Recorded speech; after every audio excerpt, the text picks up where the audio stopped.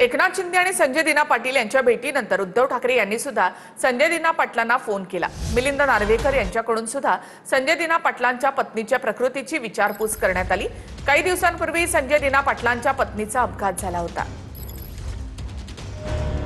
उपमुख्यमंत्री एकनाथ शिंदे आणि ठाकरेंच्या शिवसेनेचे खासदार संजय दिना पाटील यांची भेट झाल्यानंतर चर्चांना उधाण आलं।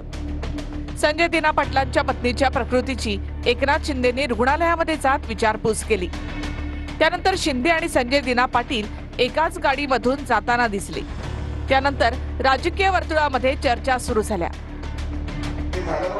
यानंतर उद्धव ठाकरे आणि आदित्य ठाकरे यांनीही संजय दिना पाटलांच्या पत्नीच्या प्रकृतीची फोनवरून विचारपूस केली।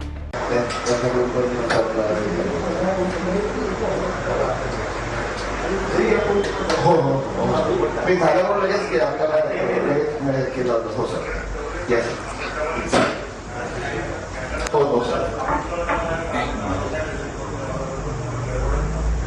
हो सर हो सर हो सर हो हो सर। काही दिवसांपूर्वी संजय दिना पाटलांच्या पत्नीचा अपघात झाला होता।